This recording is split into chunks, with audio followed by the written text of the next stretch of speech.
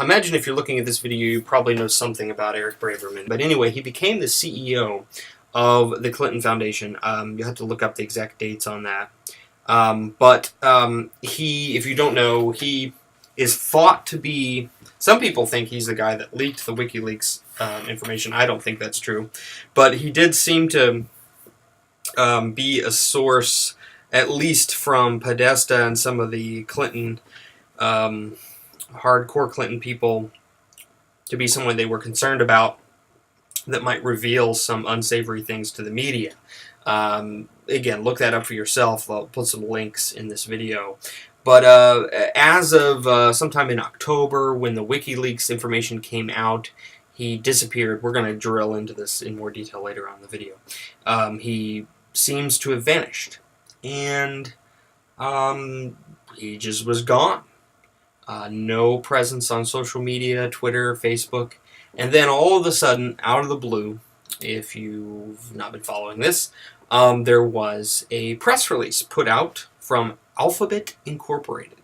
Now, I'll tell you a little bit about Alphabet. Alphabet is a multinational conglomerate founded on October 2nd of 2015 by the two founders of Google. So we're talking elite of the elite.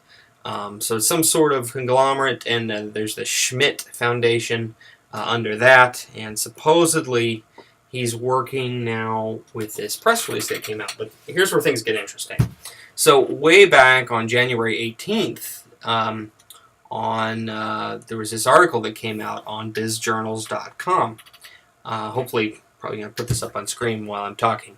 And simultaneously, the wife of Mr. Schmidt, Wendy Schmidt, put a tweet out saying, "Glad to welcome Eric Braverman to direct our family office and continue to innovate in our philanthropic efforts." I reached out that very day that that press release came out from bizjournals.com. Again, this is so strange. There's, as far as I can tell, only one mainstream article on Eric Braverman. And keep in mind, this is somebody who had stories written about him in Politico and New York Times and other places. But once WikiLeaks hits, and once he vanishes from the, nobody knows where he's at, no talking about him on social media by his family, nobody. If you can find, I don't know what the prize will be, but I'll give anyone a prize of some kind. It might be some free music or something, or some artwork. A prize for anybody that can find a mainstream article featuring Eric Braverman after the WikiLeaks revelation, quote-unquote, follow the money. He seems to have sent out a message saying that there were some unsavory things happening with WikiLeaks. Okay, so let's drill into this. This is when I got interested and became a little obsessed, like a good alien abduction story now and then, So I looked into this article. So click on the article from bizjournals.com. At the bottom, I find the author, Cromwell Schubarth. And I tweeted him, and we'll put that on the screen right now. And he responded after I asked him, quote, "Who was your contact for the Eric Braverman press release? Did you talk with Braverman?" And he says, quote, "Requests for interviews were declined by the spokesperson for the Schmidts." So the guy that wrote the only it's not even a very mainstream source, but a semi-mainstream source, the kind of source you go to in a corporation to kind of just put out your propaganda. They're happy to pretty much just fill in the blanks and then put your press release. Nothing against Mr. Cromwell, but that's basically what it is. It's a well-written article. You should read it. It'll be linked down below. But again, requests for interviews were declined by the spokesperson for the Schmidts.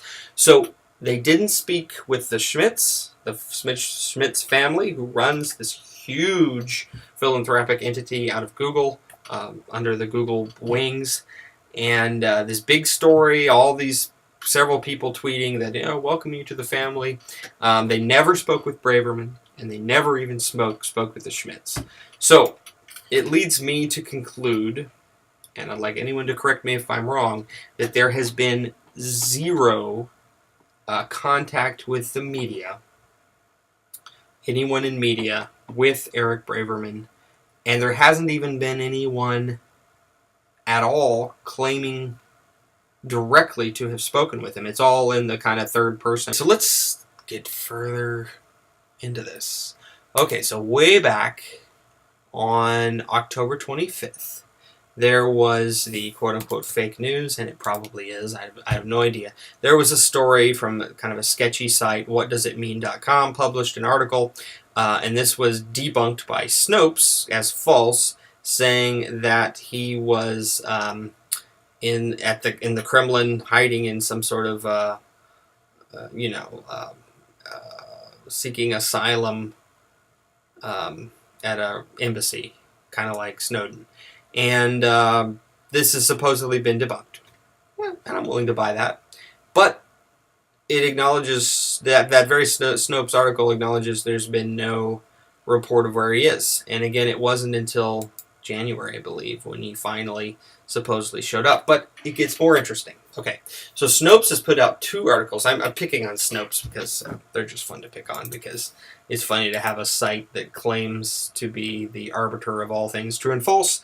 And I just had this funny feeling today to go and check Snopes, because I remember that another Snopes article was inconclusive. But lo and behold, I go there today, and on March 1st, and I see that they now have rated the rumors of Eric Braverman has gone missing as false. Again, I have seen no evidence, solid evidence, that he's around or even alive. Now, I have no reason to believe he's dead. A lot of people like to think that he was Vince fostered, as it were, or whatever, by the Clintons. I'm not pushing that kind of conspiracy theory, but there is no strong evidence of where he is. And in the very text of this article, I'm trying to look at here. Okay, we found no evidence. This is from the Snopes article, which calls the rumors of his disappearance as false, and then it quotes the press release, again, the press release where the author says they never spoke to the Schmidt family, who hired him, and they never spoke to Braverman. They just were repeating a press release that they got in an email. Here's that Snopes article saying that these rumors are false. Quote, "We found no evidence that Braverman had ever gone missing. Although," continue to quote, "he has never contacted us directly. We found no evidence he had ever talked on the record to the media." This video is running a little bit long, so we're going to end this as part 1. Stay tuned for part 2. I want to close with a little something, though, give you a little sneak peek of what's coming up. We're going to get into, in part 2, what can those at home that want to research this, or activists, what can we do about this? I don't know. It seems to be something beyond our control. What are the theories that you have about where Eric Braverman is? Please proceed to part 2.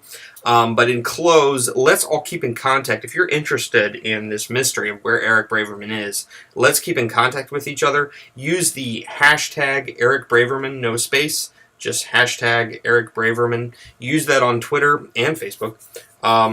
Also, please, if you're really interested in this and you're a creative person in media, either graphic arts, design of any kind, or a potential donor to a big project I'm going to work on this. I mean, if Eric Braverman continues to be missing for multiple weeks and months ahead, we can talk about some more exciting things that we can do.